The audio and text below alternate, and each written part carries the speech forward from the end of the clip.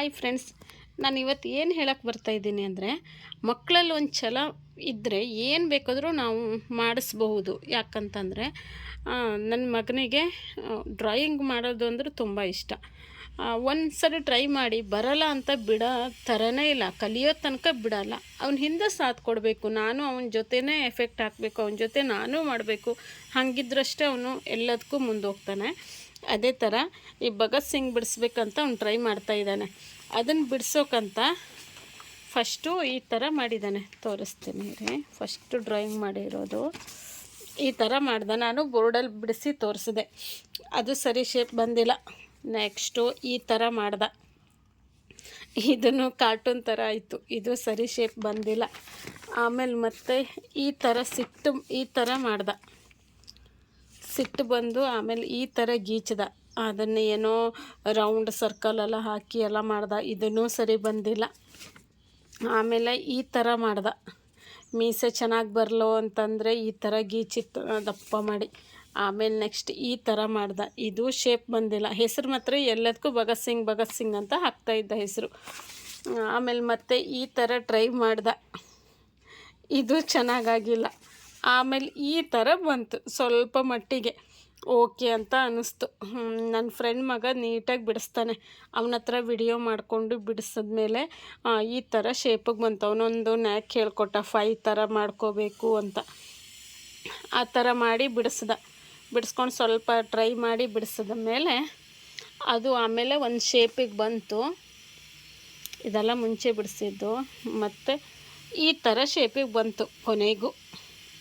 ಈ ಥರ ಬಿಡಿಸ್ದ, ಆಮೇಲೆ ಮತ್ತೆ ಹೀಗೆ ಬಿಡಿಸ್ದ, ಇದೆಲ್ಲ ಸ್ಕೆಚ್ ಹಾಕಿ ಬಿಟ್ಟ. ತುಂಬಾ ಎಫೆಕ್ಟ್ ಹಾಕಿದ್ದಾನೆ, ಹೆಂಗೆ ಬಿಡಿಸಿದಾನೋ ಗೊತ್ತಿಲ್ಲ. ಕೊನೆಗೂ ಈ ಥರ ಮಾಡ್ಕೊಂಡಿದ್ದಾನೆ. ಓಕೆ ಅಂತ ಅನ್ನಿಸ್ತು ನಮಗೂ. ಜಾಸ್ತಿ ಮತ್ತು ಇದನ್ನು ತಿದ್ದುಬಿಟ್ಟು ಹೇಳಕ್ಕೆ ಹೋದರೆ ಇನ್ನೊಂದು ಥರ ಮಾಡಿಬಿಡ್ತಾನೆ. ಇದೇ ಶೇಪಲ್ಲೇ ಇರಲಿ ಅಂತ ಹೀಗೆ ಇರಲಿ ಅಂತ ಹೇಳ್ಕೊಟ್ಟಿದ್ದೀನಿ. ಯಾವ ಥರ ಬಿಡಿಸಿದಾನೋ ಗೊತ್ತಿಲ್ಲ. ಈ ಮನೇಲಿ ಕೇಳಿದರೆ, ಸ್ಕೂಲಿಂದ ಮನೆಗೆ ಬಂದಮೇಲೆ ಕೇಳಿದೆ, ಹೇಗೆ ಬಿಡಿಸಿದೆ ಭಗತ್ ಸಿಂಗ್ನವರ ಅಂತ ಕೇಳಿದ್ರೆ, ಎಲ್ಲದನ್ನೂ ನೀಟಾಗಿ ಬಿಡಿಸಿದ್ದೀನಿ, ಮೂಗೇ ಬಿಡಿಸಿಲ್ಲ ಅಂತ ಹೇಳ್ತಾನೆ. ಆಮೇಲೆ ಕೊನೆಗೂ ಹೆಂಗೆ ಬಿಡಿಸಿದಾನೆ ಅಂತ ನೆಕ್ಸ್ಟ್ ಸ್ಕೂಲ್ಗೆ ಹೋದ್ಮೇಲೆ ನೋಡಬೇಕು. ಮಕ್ಕಳಲ್ಲಿ ನಾವು ಕಲಿಸ್ಬೇಕು ಅನ್ನುವಂಥ ಛಲ, ಕಲಿಬೇಕು ಅನ್ನುವಂಥ ಛಲ ಅವರಲ್ಲಿ ಇರಬೇಕು.